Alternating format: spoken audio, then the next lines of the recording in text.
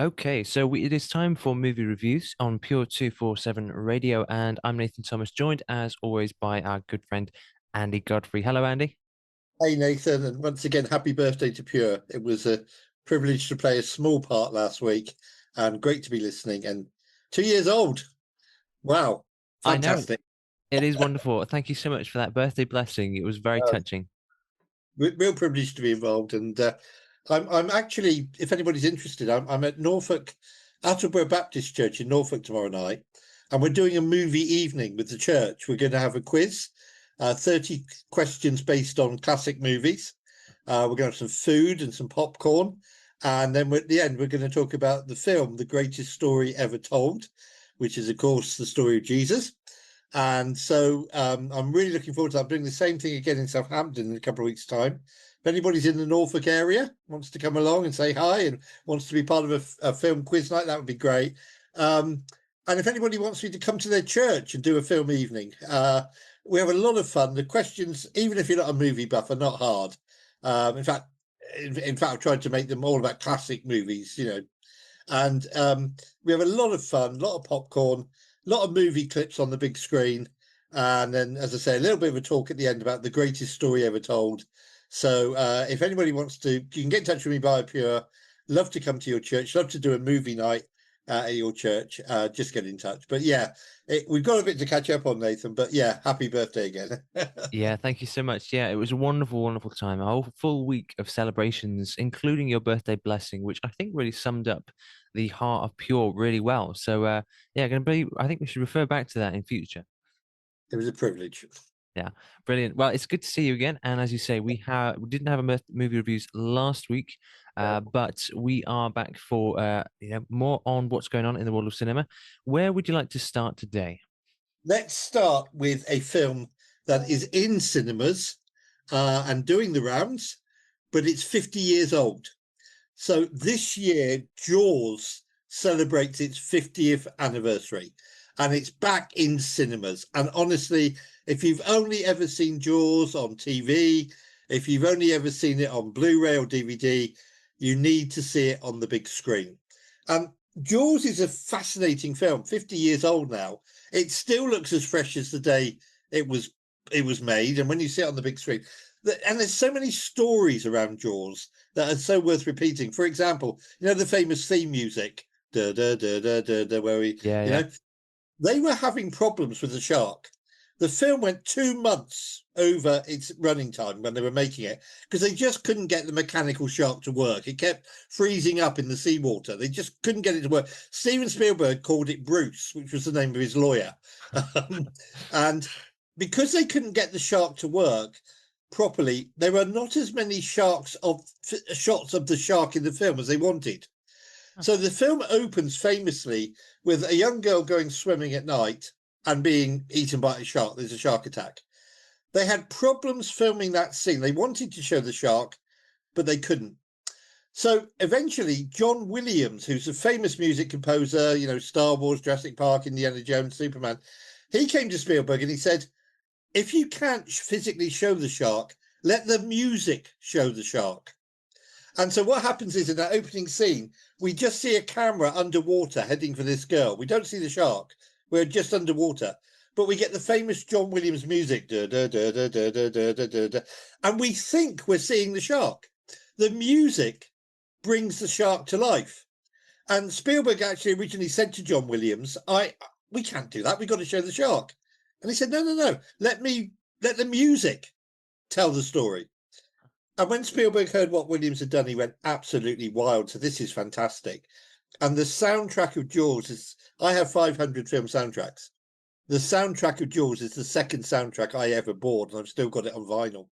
It's just an iconic piece of music. The other thing famously about Jaws is that the three main actors didn't get on with each other. They actually didn't. So when you see them on the boat chasing the shark towards the end of the film, and they're sort of getting at each other and they're irritated with each other, and that is actually what was happening in real life. They could not get on with each other at all. Richard Dreyfuss and the other actors, they just couldn't get on with each other. And Spielberg did nothing to discourage that. He let them argue on set. He let them fall out with each other. because then when it came to filming scenes in the film where they were falling out with each other, there's a real edge, you know? I still think Jaws is one of the greatest movies ever made. If you've never seen it on the big screen, you really need. It's a PG certificate, funnily enough. In a world where we've got so many 15 certificate films out, Jaws is actually PG. And it is just an iconic movie. It's credited as being the first ever summer blockbuster movie. Now, you know, there had been big films before that, Towering Inferno and the Godfather films and 2001: A Space Odyssey and Planet of the Apes and some of the Bonds. But Jaws is credited as being the first film that really drove people into cinemas in the summer. You know, and a lot of people, including, I confess, yours truly, have never been swimming in the sea since I saw Jaws. Understandable. Understandable. There's a scene set on a packed beach and nobody's going in swimming, and eventually the mayor comes along and tries to persuade people to go into the sea swimming because it's bad image for our holiday town that nobody's going in swimming because there's a shark out there, and people go in and there is a shark attack, and it is just an iconic film. So catch it in cinemas where you can. 50 years old, it looks as fresh as the day it was made. It really is a brilliant movie. The soundtrack is out of this world, and I think it is worth seeing on the big screen. So that's one to go and see at the cinema. 50, but genuinely, most people I know of my sort of era, my age and younger, people like yourself, will have only ever seen Jaws on TV. You know, it was made for the big screen. Go see it on the big screen. Another film that we'll mention now, I mentioned this last week, last time we met 2 weeks ago. This really strange phenomenon, Nathan, this summer. We have had very few family films. School holidays, cinemas are usually packed with PG and U certificate films, cartoons, family films, kids rushing into cinema, you know. Most of the top 10 are 15 certificate films and above. It's been really weird. And in actual fact, other film critics have picked up on this as well. My friend Mark Kermode, who reviews movies and writes about movies, he picked up on this and said he's never known a summer like it. However, one of these films is called The Roses. Now, we highlighted this last time. This stars Olivia de Havilland and Benedict Cumberbatch, and they are a couple, happily married couple, who suddenly start to fall out with each other. They suddenly start finding faults in each other, and they suddenly start hating each other, and basically war breaks out between them. Now, this is a comedy, and I laughed out loud at least 6 times. And on the film group that I'm part of, we have a rule that it's only a good comedy if you laugh out loud 6 times. We have the 6 laugh test. And I laughed out loud 6 times, basically the nastiness to each other. You know, the thing is, though, that this is a remake of a film that came out in 1989 called The War of the Roses, which was the same story. A warring couple, Michael Douglas and Kathleen Turner, getting at each other, you know. The original is a lot darker. I mean, the original is really dark. They end up basically killing each other, all right, through their... This one has a similar ending, but not. So I'm trying not to give anything away. This one's a lot lighter. This one's a lot more funny. I actually preferred the original. Don't tell anybody. I preferred the original because it was just a bit darker. However, The Roses is a really funny comedy, but as I say, it is a 15 certificate, so we need to be careful of that. I just wanted to mention the number 1 film at the moment, and again, a 15 certificate. So this is called The Conjuring, The Last Rites, and it may be of interest to some of our listeners. I'm going to keep it really simple because I know we're a family show and kids are listening. So basically, Ed and Lorraine Warren were in America real life paranormal investigators. Okay, they investigated hauntings, where houses were claimed to be haunted and all the rest of it. Okay, they were also very devout Catholics and very devout believers in Jesus. So they attributed a lot of the stuff that they investigated to the devil, to demonic activity. And this film covers one of their cases. Now, a lot of their cases, very sadly, have been debunked, and a lot of the stuff that's been written about them, a lot of the stuff they said was true, has been proved not to be true. So this is the #1 film in the country at the moment. It's a horror movie. It's based, it says, on a true story, based on a true story, but very, very loosely. But it's about these paranormal investigators who were believers in Jesus, and yet a lot of their stuff has been debunked, unfortunately. It's an all right, entertaining film. And then we also have a film out, which I saw, called Caught Stealing. This is a thriller. This is a young man comes home one day with his girlfriend in his flat in New York, and his best mate is there, and his best mate says, "You've got to look after my cat. I'm going away. I'm going to London. My dad's had a stroke. I've got to go to London. You've got to look after my cat." The next day at his house, some gangsters turn up and say, "Where's the money? Where's your mate? He's in London. His dad's had a stroke." No, he isn't. We need to find him. He's got our money. And we need the key. We know it's in a vault. You've got the key. He's given you the key to look at. I haven't been given the key. I've just been given a cat. And it's a bit of a comedy thriller and adventure. I thought it was really, really entertaining, really, really, really enjoyable as a comedy filler. And then we'll just mention one more film that's still in the top 10. And quite frankly, I'm staggered that it is. We have reviewed this before, but for families, because Jaws and The Roses and Caught Stealing, not necessarily great family films. But The Bad Guys 2 is still in cinemas. And I've been rethinking this. I watched The Bad Guys 1. This is a world where animals and humans mix, and animals dress in clothes and talk. It's a perfectly normal situation.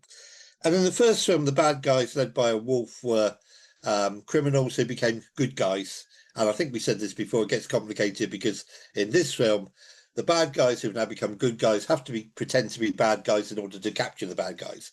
It's still in cinemas. It's still doing really, really well. I mean, it's number 5 in the charts. And it is an entertaining family film. I know kids are back at school now, and that means we're probably going to get more 15 certificate films, 18 certificate, less and less family film until half term comes around. I think, and I'm not going to set any spoilers, but I think Disney and one or two others are saving a few family films for half term this year. So that's in a few weeks' time. So we'll get that. One of the films out today, and we'll finish with this and go to the break. A few weeks ago, you may remember, I was raving about a film called The Life of Chuck. You Yes, may I do. remember.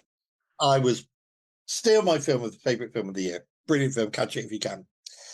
A story written by Stephen King, the horror author. You wait for one decent Stephen King film to come along, and suddenly you get 2.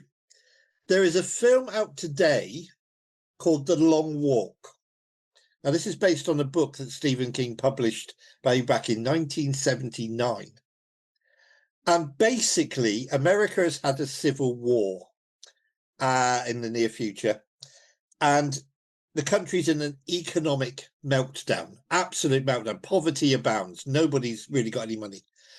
But the government randomly select every year 50 young people who they say are the pride of the nation. And these 50 young people haven't got a choice, really. They have to do what's called the long walk. Basically, they start walking and the last person to drop wins. Just walking. The trouble is, if you drop before, if you're one of the first people to drop, or you get sick, or you can't walk any further, and these guys are walking hundreds, some of these guys walk by the end 300 miles non-stop. Trouble is, if you drop off, you get shot. So there can only be one winner. The last man standing wins. And the last man standing is promised riches untold. He's promised he can have his wildest dreams come true. And the government will make sure that whatever he wants, he gets, because this is going to boost the morale of an economically impoverished nation.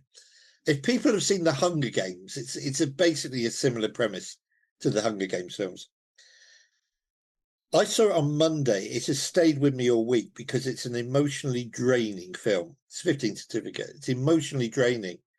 You end up rooting for this guy you want to win, and then you end up rooting for this guy you want to win, and then there's somebody else you want to. It's an emotionally draining film, but it's out today. It's called The Long Walk. It's a thriller. Bit gruesome, But in a world where, The Conjuring, The Last Rites, a horror film is number one at the moment. I don't know what more we can say. But certainly it's been a very interesting summer. So there you go. So definitely my recommendation, go to the cinema and see Jaws. I mean, see it on the big screen. The Roses is a 15 certificate, but it's absolutely hilarious. Absolutely hilarious. And for families, go see Bad Guys 2. Fun, very funny, good fun animated cartoon. Brilliant. Thank you so much, Andy. That covers cinema, does it not? And that's some great films, obviously available. There's a good range, it would seem. At least, I mean, as you say, it's surprising to see quite so many, or quite so few, sorry, films that are sort of suitable for all ages. But I guess Yeah. nowadays, the idea of a cert 15 is perhaps not quite so daunting to parents. Perhaps it should be, perhaps it shouldn't. I don't I know, think but because what's happening, Nathan, in all honesty, is that films that would have been given an 18 certificate even a couple of years ago, I think possibly including The Long Walk, which I just was talking about, I think those films are now being given 15 certificates. yeah, I saw recently I'm racking my brain, but I saw recently a 12A film that I am absolutely convinced a few years ago would have been given a 15 certificate. mm, Now, what I would say to people is, and we do need to say this to our listeners, if you're looking at a film thinking, shall I go and see that or not? Please go to the British Board of Film Classification website. If you go to the British Board of Film Classification website, type in the title of the film you're thinking of seeing, it will tell you why they've given it that certificate. It will tell you if it's a thriller, how many people die in the film. It will tell you how they die, whether it's bloodthirsty or not.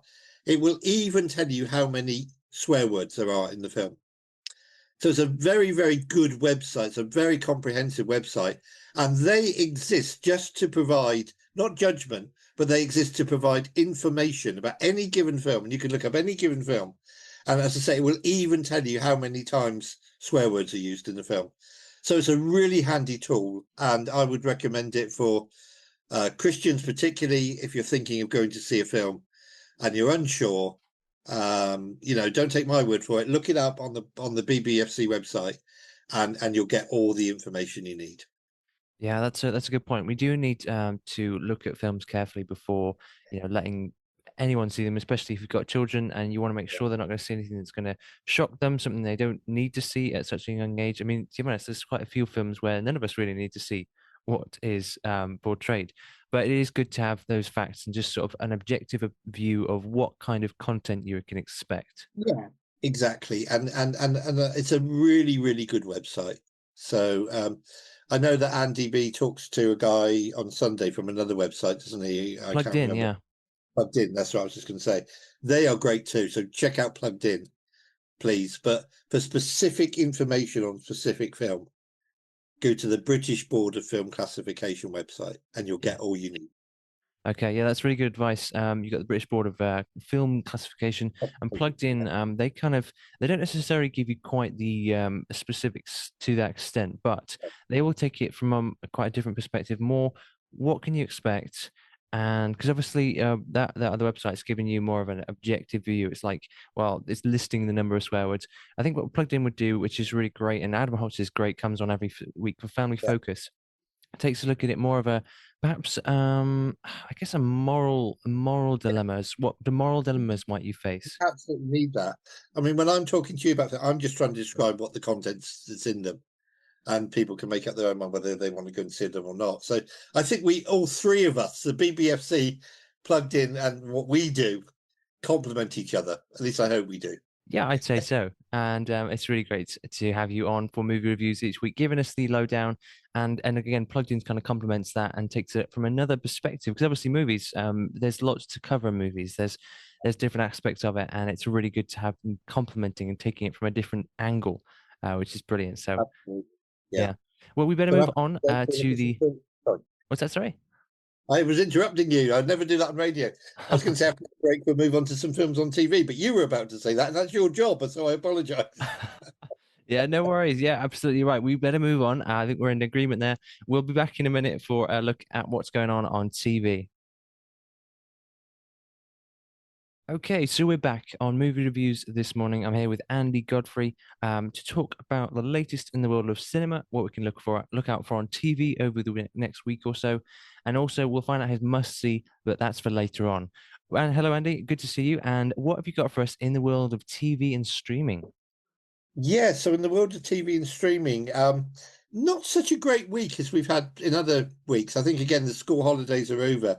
There are some classic films on TV that I would recommend for people and see. So if it's raining on Saturday afternoon, tune into BBC One for a film called Early Man. Now this is from the animated studios at Aardman, the people who give us Wallace and Gromit. And if you've never seen Early Man, it's about primitive people who settle their disputes with a football match. And guess what inspired the goal? Stonehenge, of course. This is Aardman at their best. This is funny. This is entertaining. This has got a lot of background jokes. You know, you almost need to freeze the picture where you're looking at background jokes. It's a really, really lovely Aardman film. The plasticine characters, you know, sometimes you can actually see the fingerprints. There's a very famous moment in one of the Wallace and Gromit films where if you freeze frame it, you can see a fingerprint in the Gromit's back where they've manipulated, and they just didn't bother to take it out because we all know it's plastic anyway.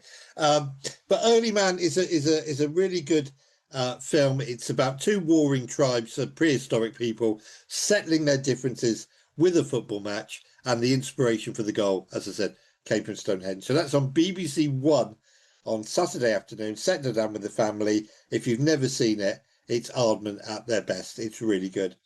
And on Sunday afternoon, you might want to tune into BBC Two, but you might want to bring a box of tissues with you because we're looking at a film from 1945 called Brief Encounter. Now, Brief Encounter is supposed to be one of the greatest love stories ever made, and I always cry every time I see it. It's a popular British romance that was made in 1945 about two middle-class people, two quite posh people, who meet at a railway station and fall in love. They fall deeply in love. The problem is they're both married. And they end up, don't worry, folks, the ending is the way it should be, but it's a real tearjerker, honestly, because these two fall so deeply in love. But Brief Encounter, people who like film history, people who study films and cinema, need to see Brief Encounter. It's one of the films that I set out to watch when I first started reviewing films, because when I first got into movies, because I knew it was regarded as a classic, and it was one that I really, really wanted to see. A little bit later on Sunday afternoon on E4, we've got Sister Act. Now, I don't know if you've ever seen Sister Act. This is a Whoopi Goldberg film. She plays a nightclub singer who witnesses a murder and has to go undercover. And she goes undercover by joining a convent and becoming a nun. And she ends up leading the nuns' choir. It's a very, very funny, very entertaining film, clearly inspired by a classic film called Some Like It Hot. And the tagline was, you know, something about nuns getting into bad habits, which is the obvious joke. But Whoopi Goldberg is terrific in this. It is a bit dated now. I mean, it's a bit old now. It's 1992. But it's a really, really funny film about a nightclub singer from that kind of world going into a convent and having to live like a nun. And she ends up, as I say, leading the nuns' choir. Honestly, it is just a really, really funny, really enjoyable film. And I have a great time every time I watch it. There was a sequel. They've even made a stage show of it now in London that you can go and see. So I would say go see it. It's on Sunday afternoon, so you can watch Brief Encounter, and then you can watch then you can watch Sister Act, which is a great film. Also available to stream at the moment now is Mission Impossible: The Final Reckoning. We've talked about this a great deal. So it comes out streaming now. So Tom Cruise playing a secret agent who's got an impossible mission. First 45 minutes boring, next 45 minutes incredible, final 45 minutes out of this world. Absolutely fantastic. So he's on a submarine, he's on a plane, he's trying to save the world from an AI chip that's promising to take over the internet and destroy the world and start World War III. Go see it. Mission Impossible: The Final Reckoning. Just be prepared. The first 45 minutes are all talk, and you sit there and get on with it, get on with it, get on with it. But when they do get on with it, man, do they get on with it. One other family film that I'll recommend, because again, people may not have seen it, although some may have, on Saturday on ITV. So you've got a great choice. So Saturday afternoon, you've got Early Man, primitive tribes settling their disputes over a football match, which is great. And then on the same time on ITV, you've got Stuart Little, based on a very famous series of novels about a talking mouse who befriends the family who move into his house. Stuart Little is a great film. Stuart himself is voiced by Michael J. Fox, who we're familiar with from Back to the Future, of course. And the sequel is actually showing on Sunday afternoon, so you can watch both Stuart Little films. They're really good. I remember going to see Stuart Little at the cinema back in 1999. I think we took my daughter, who was quite young then, to see it. It's a U certificate. Absolutely wonderful, really entertaining. So those are the best of TV. We've got a Harry Potter film on. We've got a Jurassic World film on. But the best of TV is Sister Act, Brief Encounter, Early Man, Stuart Little, and on streaming services, Mission Impossible, The Final Reckoning. That's the best of TV this weekend, Nathan. Okay, fantastic. So that's the cream of TV over this weekend, if you will. Yeah. I mean, there is one other film that I really enjoyed, but didn't do great box office. So on BBC Two on Sunday afternoon, it's a film, Sunday evening, sorry, at 10 o'clock, is a film called Tar, Tar. And this stars Kate Blanchett as the first ever female conductor of the Berlin Philharmonic Orchestra. And she gets some abuse for being a woman leading an orchestra, but she also has got a very, very troubled personal life. It's a very involving film. It's a film that caught me up emotionally when I saw it at the cinema. It's called Tar. Kate Blanchett plays the conductor of the Berlin Philharmonic Orchestra, but she's got family problems. Okay, interesting. Well, thank you so much, Andy. That covers TV, the best films in TV. I do believe I have seen Early Man, and it is a very funny film. It's the usual Aardman Yeah. comedic genius. It's there's so much going on in the background. You'll see the occasional little sign or this person doing something funny in the background, and there are Yeah. so many jokes. Yeah, that's right. Yeah. Yeah. I, And I mean, there, honestly, as I say, I think the genius, somebody obviously looked at Stonehenge and said, oh, that looks like a football goal. Let's use it for the inspiration for our film, you know? yeah, And it really is about the transition from the early man age into the Bronze Age, because this neighboring tribe that we befriend a primitive tribe of people, and then a warring tribe comes upon them who've got Bronze Age instruments and weapons that they don't have. And so they settle everything with a football match in the end. But it's entertaining, it's funny. Probably the best football match on TV since Escape from Victory or the one in Bedknobs and Broomsticks. fair We'll do enough. it on the history of football in cinema.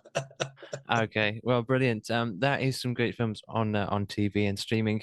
Amazing to see Mission Impossible already on streaming, but as you say, Oh, that's happening more and more there's, nowadays, isn't it? there's a film we reviewed the other week called Nobody 2, which literally came out 3 weeks ago. It is available to stream already. And I've said to you in the past, you young people don't know you're born, because we would go and see a film at the cinema when I was young. And if you could only afford to see it once, you would have to wait 3 or 4 years for it to come on TV. And that's why, as I've said to you, the Christmas radio and TV Times were so popular. Because as soon as the Christmas radio and TV Times would come out, you would grab it, you would look at the list of films being shown over Christmas, and you would say, got to see that, got to see that, got to see that, because you hadn't seen it for 4 years. No DVD, no video, nothing. Unusually this week, on no channel is showing a Bond film. Wow, bizarre. This is bizarre. The world has gone wrong somewhere. We need James Bond to come in and solve this problem. But no Bond film on this week. All right. Well, we'll have to wait till next week then. Yeah, But we'll see. brilliant. Yeah, TV and streaming. Okay, brilliant. We'll look forward to hearing your one must see in just a second. So we're here with Andy Godfrey on movie reviews on Pure 247 Radio. I'm Andy, I'm Nathan Thomas, and I'm really pleased to be able to just chat about the latest in the world of cinema and give you a good idea of what you can look forward to watching over the weekend on TV and streaming. So you've given us some great films already in cinemas. We've got, do you know what, they've gone completely out of my head? What have we got in Yeah, cinemas? Jaws and the Roses and Bad Guys too. That Yeah, was it. Yeah, Jaws, of course, the iconic. It's the 50th yeah. anniversary of it, isn't it? 50th anniversary, amazing. Yeah, so that's in cinemas. And we've got some good films on TV. We've got the new Mission Impossible already available on streaming. And we've got there's Early Man, great Aardman film on TV, Yeah, and Stuart Little. and Stuart Little. Yeah. So what would be your one must see for us this Okay, next week? so make a note, folks. I'll tell you when it's on in a moment. Let me just give you a little bit of background to this. All my life, I'm 63. I have been a Star Trek fan.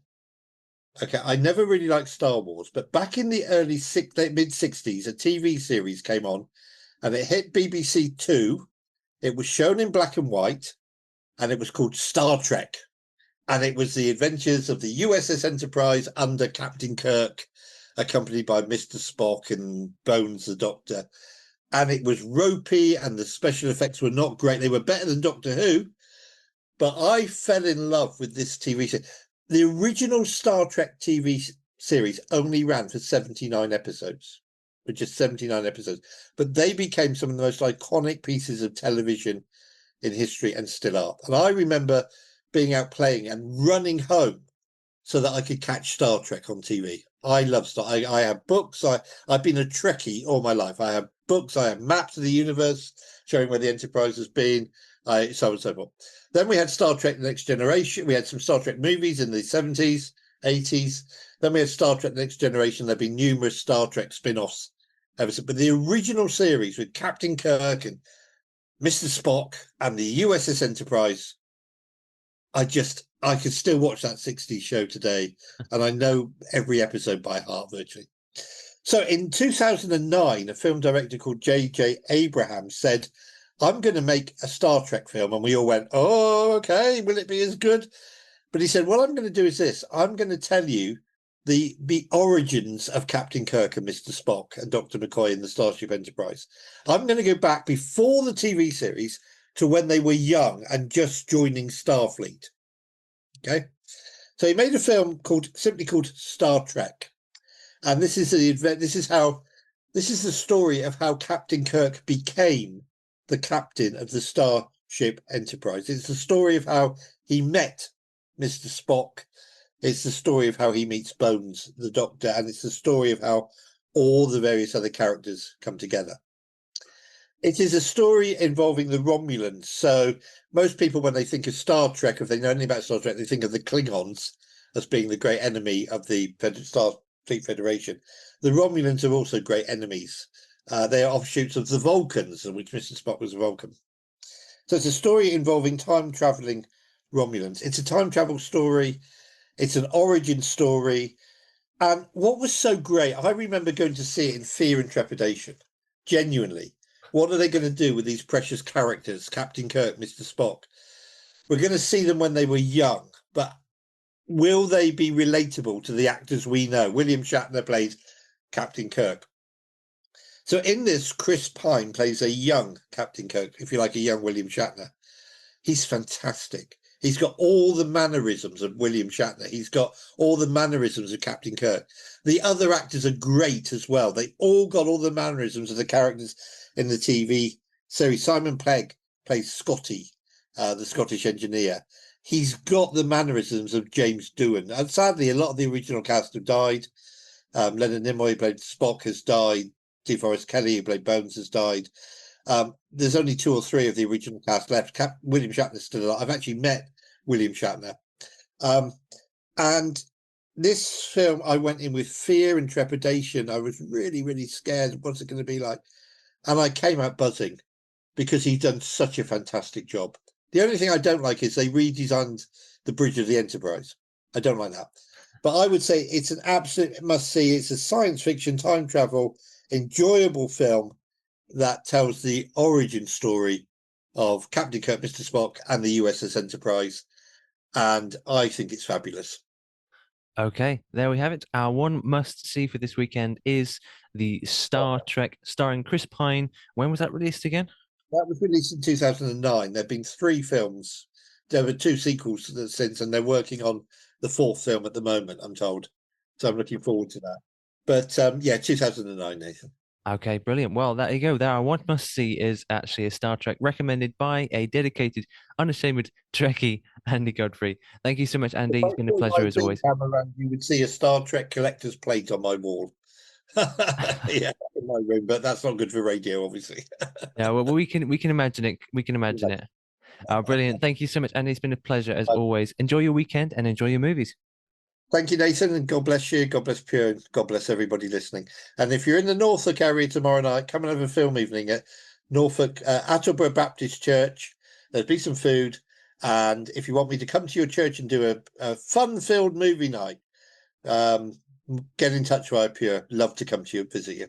Yeah, definitely. Do get in touch. Hello at pure247radio.org is probably the best way to do that. We can put you in touch with Andy and he'll talk you through movies. As you probably guessed by now, he's pretty well learned in the world of cinema. And it's amazing how you're able to sort of take that and take lessons from movies and apply those Yeah. to life and faith.